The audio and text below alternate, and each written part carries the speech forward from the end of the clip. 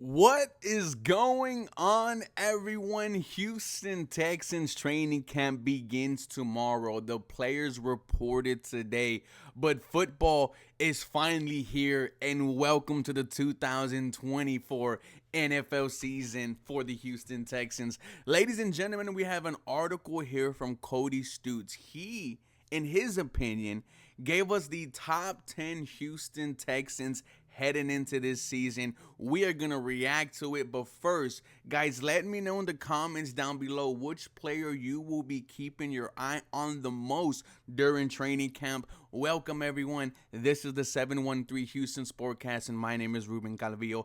I drop daily Houston Texans content, so make sure you guys are following me on Twitter, Instagram, and TikTok. If this is your guys' first time here, I will be at every single open training camp practice that is available to the public. So tap in, guys. Like today's video, hit that subscribe button, and do me a favor, have a real blessed rest of your day.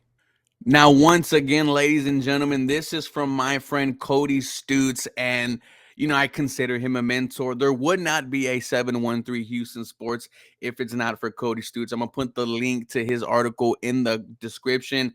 Go ahead and give him a follow. Check out his YouTube channel. He does fantastic work, and it's not top 10 Houston Texans, it's top 11. Let's take a look at the top 11 players on the team as the 2024 season gets underway.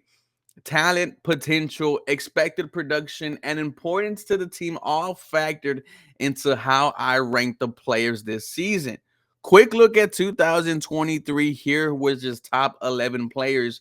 Laramie Tunsil 1, Jalen Petrie 2, Will Anderson Jr. 3, Damian Pierce 4, Jimmy Ward 5, Dalton Schultz 6, CJ Stroud 7, Derek Stingley 8, Titus Howard 9, Malik Collins 10, and Steven Nelson 11. Now, once again, go ahead and subscribe to my boys' Houston football website.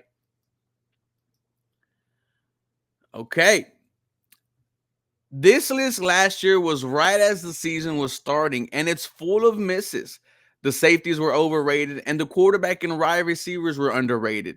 Damian Pierce fell apart during the seasons. Collins was far from one of the 11 best. Derek Stingley, when he played, was much better than 8. It goes to show you how impressive the offseason and development of the Texans has been when there are 7 new names on the list. Now, let's go ahead and just go ahead and get into it, guys. Honorable mentions: Dalton Schultz and defensive end Danico Archie. But at number 11, Cody Stutes, top 11 Houston Texans entering this season, has guard Shaq Mason. Mason had a rocky start last season, but settled into the right guard spot. He ended up as one of the 15 best guards in football among players that played the most according to Pro Football Focus. Let's say he's somewhere around the 20th best guard in football. That's a good place to be. He is also the most steady player on the offensive line. He played nearly every snap last year, and I don't expect that to change this season. He's steady, if not remarkable, and ultimately, he turned into a reliable player after some preseason skepticism last year. Shaq Mason, I was excited when we made the trade for him. I was excited when he got the 3-year extension. Was the only offensive lineman that played a full season for you. I think he is going to get better with more familiarity with this offensive line and this offensive line coaching staff. With that being said, I have no problem with Shaq Mason being the 11th best Houston Texan heading into this season. At number 10, new linebacker Azeez Al-Shaair. I love what Azeez Al-Shaair is about to bring to the table.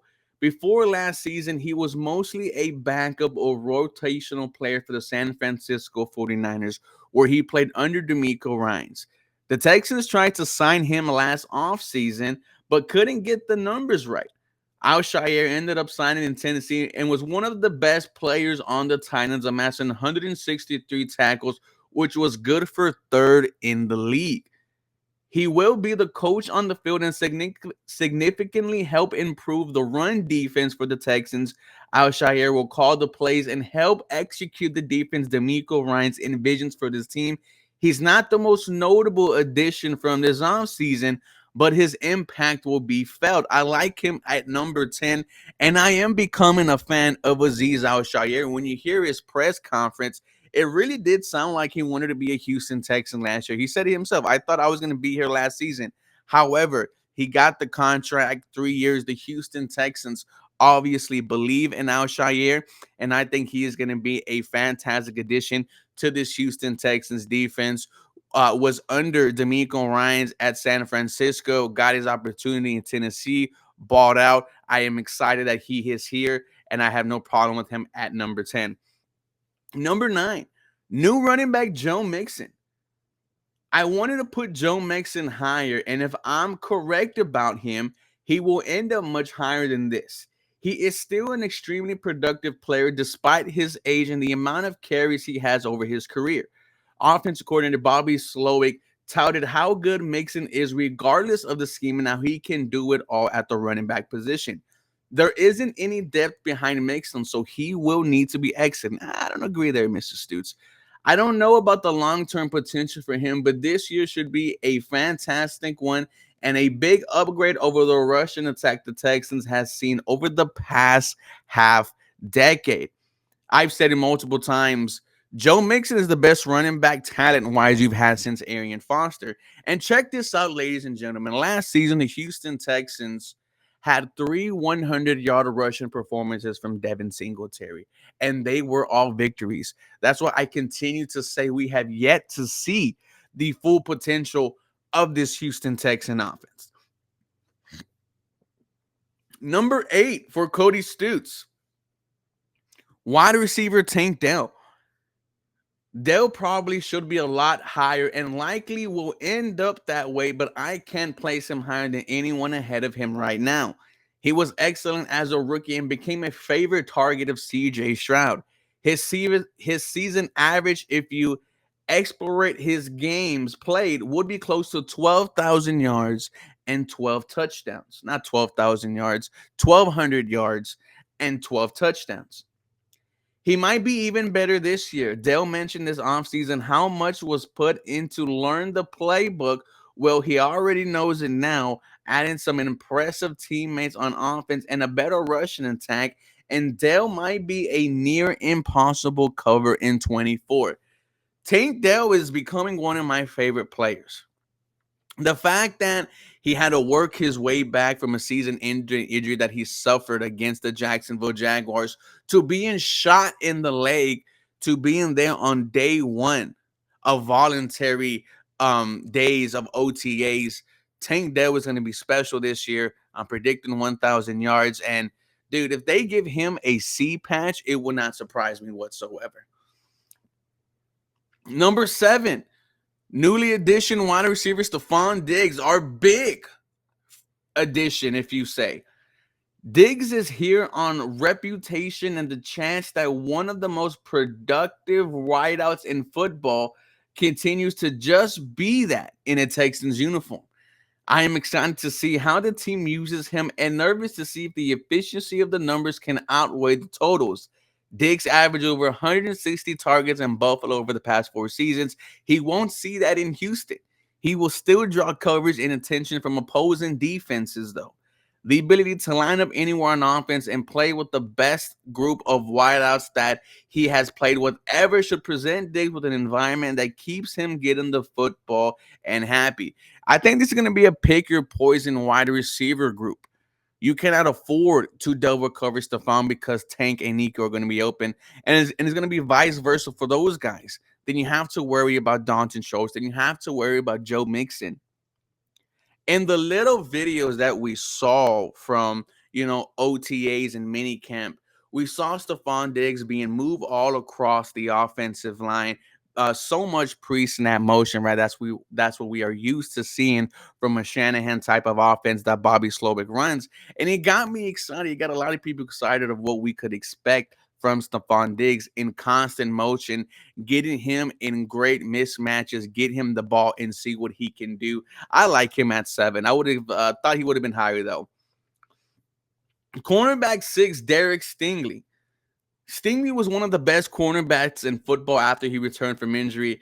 The Denver game was filled with highlights, including one of the best anticipation plays we have seen by a Texans defensive back. Stingley also followed the opposing team top's corner wideout as well late in the season. He is an integral part of the defense when you think about how excellent he can be and how thin the team is behind him at the position. A healthy Stingley should be a potential all-pro caliber player, and a healthy season will go a long way toward calming the concerns about him long term. Derek Stingley is entering contract years, ladies and gentlemen, and the only thing he has to do is stay healthy. We know the talent is there. I mean, like Cody Stoots said, was a top cornerback when healthy. Derek Stingley, if he plays a full season, is going to be one of, if not the best cornerback in the NFL. You heard it here first. Now we get into the top 5. Nico Collins. Collins was spectacular last season. After 2 seasons where he couldn't stay healthy or showcase his potential, he broke out for an electric 1,297 yards and 8 touchdowns. It was not something many expected out of Collins, but his production earned him a new contract this offseason. What impressed me with his season was the amount of different things he did well. He beats man coverage as well as anyone in the NFL. He wins almost all the routes and does with precision. Collins is physical at the point of attack and physical after he gets the ball in his hands. He should have another great season. When you hear CJ Stroud say he is our modern day Andre Johnson, that should tell you how the Houston Texans, how CJ Stroud views Nico Collins. And if that's what he is saying, then I should see Nico Collins force-fed like Andre was. Number 4, left tackle Laremy Tunsil. Tunsil is still one of the top tackles in football. Although plenty of younger players are coming for his spot, he's still worth the money with his ability to pass protect and the peace of mind he delivers. The way the Cleveland Browns and Myles Garrett struggle to attack him and succeed showcase the extreme top level that Tunsil still provides. He has to stay healthy to rattle an all-pro season, though the knee issues that plagued his 2022 season are hopefully behind him. His health is paramount because there isn't depth behind him. I don't want to see Blake Fisher or Charlie Heck playing left tackle. Absolutely agree, Laremy Tunsil. You need to get that first All-Pro nod. And if we have the type of season that I am expecting, you might see it. And here's the thing, guys. We're going to have to pay Laremy Tunsil pretty soon. So enjoy the games when you still have 78 while you can. Number 3, Will Anderson Jr. Anderson was awesome last year. The sack numbers were solid for a rookie, and I expect those to improve this season.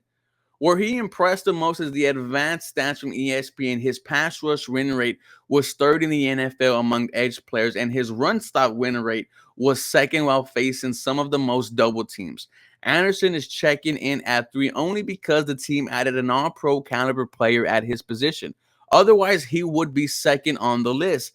I don't know if he would have the best season among defenders on the Texans, but don't be surprised to see a jump to a new level of success for the reigning defensive rookie of the year, Will Anderson Jr.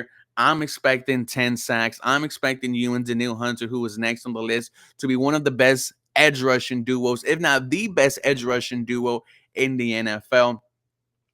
Number 2, defensive end Danielle Hunter. Hunter's addition to the Texans still isn't talked about enough. He is one of the most consistent producers on the edge in the NFL, and he joins a Texans team that should be one of the best he has played on in his career. This bodes well for a player who was 5th in sacks and tied for the league leading tackles for a loss, improving on his production. The scary part for opposing offenses is some defensive coordinator Matt Burke said about Hunter. The Texans think his pass rush can be better in the system the Texans run. Think about improving on 16.5 sacks while also having Will Anderson Jr. to rush opposite of him. Then think about Danico Archer, who you added, who had 11.5 sacks. And if it's Khalil Davis next to him, just another presence. Dude, our front four is going to be very nasty. But Danielle Hunter, 16.5 sacks. I am expecting an all-pro caliber year from him. This defense is going to be elite, ladies and gentlemen. And number 1, quarterback CJ Stroud. Who else would be here besides the quarterback? Stroud was fantastic as a rookie and is already the top 10 in the league at the position. He produced one of the best rookie seasons ever from a quarterback and has plenty of room for improvement too. Stroud's efficiency should improve this season if the offensive line plays better and the team runs the ball well. He also has seen how NFL defenses approach him, and Stroud has more input to improve his output at the quarterback spot. It should be an impressive season for the reigning offensive rookie of the year. The weight of the franchise will be on his shoulders. Yes, number one deserves to be CJ Stroud. There is no expectations this season. And the type of season that we are talking about does not happen if CJ Stroud goes out there and wets the bed. With that being said, knocking on the wood, that doesn't happen. Cody Stutes, I love your list. Top 11 Houston Texans heading into this season. Guys, make sure you give Cody Stutes a more Houston Texans content. You guys know what to do. Come back. Go Houston. Do me a favor. You guys have a very blessed day.